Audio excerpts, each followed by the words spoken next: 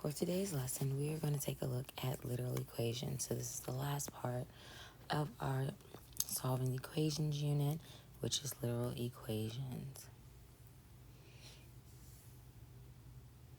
So SOL 8.4c says a student will solve literal equations for a specified variable. Solve an equation for a specified variable. I can solve an equation for a specified variable. So the EKS and the I can statements, very similar. When we would want to solve a literal equation is what we're going to answer as well. So when would we? When would you want to solve a literal equation? So first, let's look at what a literal equation is. Literal equation is an equation that contains more than one variable in an equation. So for example, you have A equals BH. So this is the area formula. Area equals base times height. And you have your perimeter. So you have P is equal to 2 times the length plus 2 times the width. That should definitely say W for width. Let's make that change there. So that should say W for the width. Right? All right, a lot of the times we'll deal with literal equations when we're dealing with formulas, specifically geometry formulas. So these are popular formulas that you will see on assessments when they will ask you to solve for a specified variable. All right, so solving literal equations are similar to solving our regular equations that have one variable. The only difference is we have two variables and the variables don't cancel out, or we can't simplify, it's just one. So looking at our regular equations on the left and our literal equations on the right. So for this first one, I have 43 minus 2x equals 11. So I'm going to add 43 to both sides and get negative 2x is equal to 54. I'm going to divide both sides by negative 2. We get that x is equal to negative 27. Going over to 1b, it tells me to solve for x. So I have 3y plus 2y equals negative 1. So I'm solving for x. So I'm going to subtract my 3y from both sides. I'm left with 2x is equal to, since my negative 1 and my negative 3y are not like terms, I get negative 3y minus 1. I have to divide both sides by 2. I get that x is equal to negative 3y minus 1 over 2.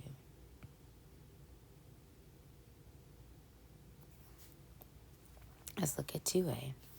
I have 23 plus 4x minus 34 equals negative 11. So the first thing I'm going to do is combine like terms, and I see that I have a negative 34 and a positive 23, which gives me 4x minus 11 equals 11. I'm going to add 11 to both sides. I get 4x is equal to 0. Divide by 4, divide by 4, x is equal to 0. For 2b, I have 3 minus 3k plus 7k equals 5b, and I'm solving for k. So the first thing I'm going to do is combine like terms. So I have 3 plus 4k is equal to 5b minus 3 on both sides. 4k is equal to 5b minus 3. Divide by 4, divide by 4. K is equal to 5b minus 3 over 4. Right? Looking at example 3a, I have 3 times 2x minus 7 equals 6. So I'm going to distribute to both sides. So I get 6x minus 21 is equal to 6. going to add 21 to both sides.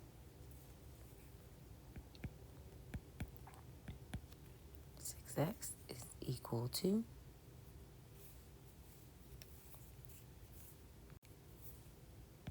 27. Going to divide both sides by 6. And I get x is equal to 27 over 6, which I can reduce to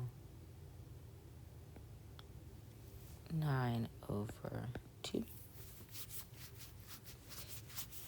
All right.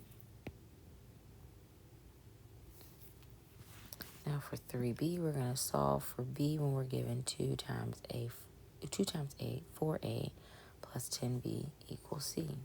So distributing first, we get 8a plus 20b equal to c. Subtract a. 20b is equal to negative 8a plus c. Divide by 20, divide by 20. And we get that b is equal to negative 8a plus c divided by 20. All right, so you can see with our regular equations, we solved and got one variable is equal to a particular number. Whereas with our literal equations, we solved, and yes, we solved for that specified variable, but we also couldn't really get rid of too much because we had multiple variables going on. The literal equations become specifically helpful, especially in geometry when you're working with formulas and need to rearrange the formula. All right, so here is an area. So we have area equals base times height, and they want us to solve for the height. All right, so we're looking at the fact that area is base times height. So to undo multiplication, we have to divide on both sides.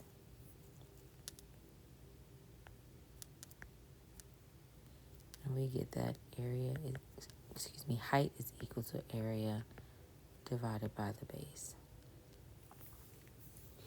All right, for number 5, we're looking for r. So this is the circumference of a circle. So we're solving for r. So I have c equals 2 pi r.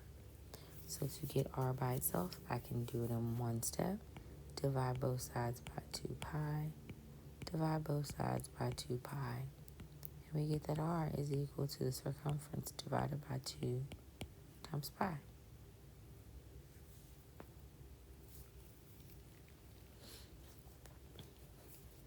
All right.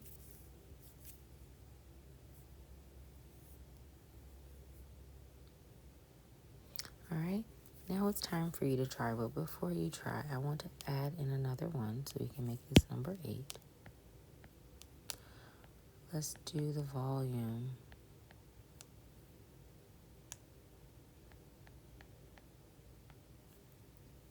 And let's say we're solving for r. All right. So looking here, we're solving for r. So the first thing I have to do is multiply both sides by 3 to get rid of the 1/3. So I have 3v is equal to pi r squared. Divide both sides by pi. And I get 3v over pi is equal to r squared. So remember how we undo squaring a number. We take the square root. And we get that r is equal to the square root of 3v divided by pi. All right?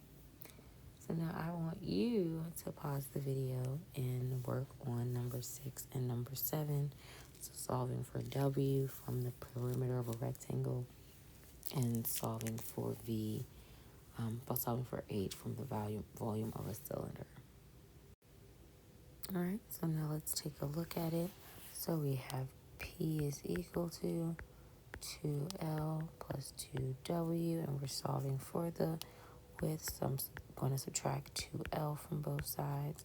So perimeter is equal, not equal to, perimeter minus 2 times the length is equal to 2w. Divide both sides by 2, and we get that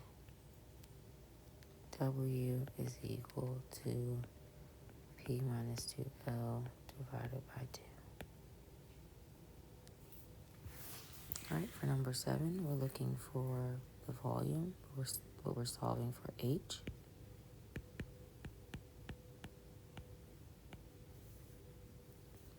So here again, we can go ahead in one swoop divide by pi r squared. And we get that h is equal to v times pi r squared. All right, now it is time for you to test your knowledge and understanding of this lesson and summarize what you've learned in this lesson.